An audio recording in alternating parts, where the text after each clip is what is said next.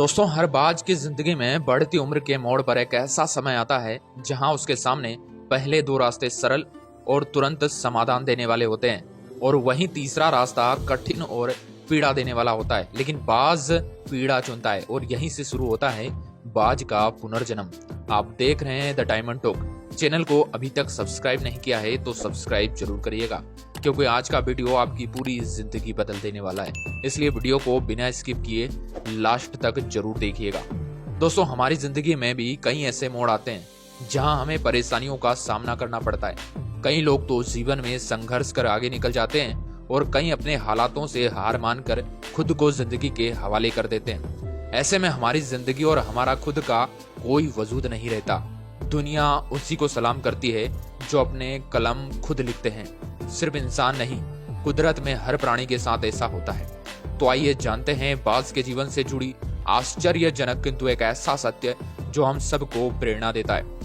बाज लगभग 70 वर्ष जीता है, परंतु अपने जीवन के 40वें वर्ष में आते आते उसे एक महत्वपूर्ण निर्णय लेना पड़ता है। इस अवस्था में उसके शरीर के तीनों प्रमुख अंग बेअसर होने लगते हैं। पहला, पंजे लंबे और लचीले हो जाते हैं और शिकार को पकड़ने में कमजोर हो जाते हैं। दूसरा, चोंच आगे की तरफ मुड़ जाती है और भोजन निकलने में मुश्किलें पैदा होने लगती है। तीसरा, पंख भारी हो जाते हैं और सीने से चपकने के कारण पूरे खुल नहीं पाते और उड़ान सीमित कर देते हैं। भोजन ढूंढना, भोजन पकड़ना और भोजन खाना, तीनों प्रक्रियाएं अपनी धार खोने लगती हैं। दोस्तों, ऐसे में उसके पास तीन ही रास्ते बचते हैं। या तो अपने शरीर छोड़ दे, अपनी प्रवृत्ति छोड़ गिद्ध की तरह त्यागी हुए भोजन पर निर्भर हो जाए, या फिर स्वयं को फिर से स्थापित करे। पहले दो रास्ते सरल और तुरंत समाधान देने वाले होते हैं, वहीं तीसरा रास्ता अत्यंत पीड़ादायक और लंबा होता है।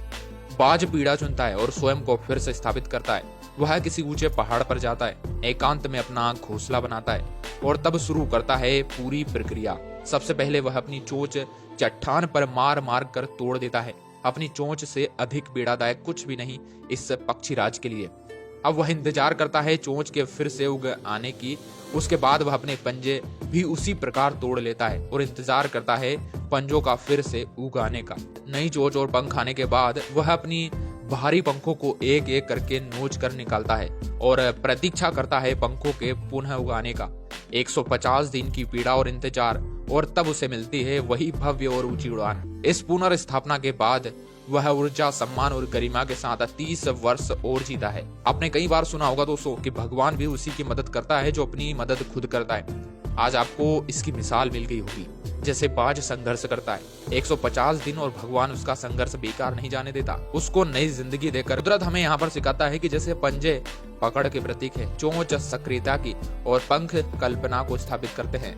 दोस्तों, इच्छा हालातों पर काबू रखने की, सक्रियता स्वयं के अस्तित्व की गरिमा बनाए रखने की और कल्पना जीवन में कुछ नए पल बनाए रखने की। हम भी अपने जीवन में 40 साल तक आते आते इच्छा, सक्रियता और कल्पना तीनों ही निर्बल पड़ने लगते हैं। हमारा व्यक्तित्व ही ढीला पड़ने लगता है। आधे समय में ही जीवन खत्म होने जैसा लगता है।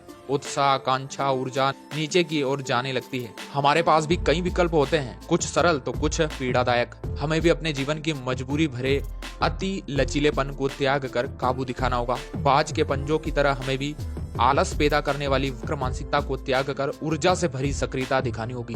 बाज की चोंच की तरह हमें भी भूतकाल में जकड़े अस्तित्व के भारीपन को त्याग कर कल्पना की आजाद उड़ान भरनी होगी। बाज की पंखों की तरह 150 दिन न सही, एक माह ही बिताया जाए स्वयं को दोबारा स्थापित करने में। जो शरीर और मन में चिपका हुआ है उसे तोड़ने और नोचने में पीड़ा तो होगी। इस बार उड़ान और ऊंची होगी, अनुभवी होगी और अनंत की ओर जाएगी। जीत तक जंग जारी रहेगी और आप सफलता जरूर प्राप्त करेंगे, यदि बाज की तरह आपका भी संघर्ष रहा तो।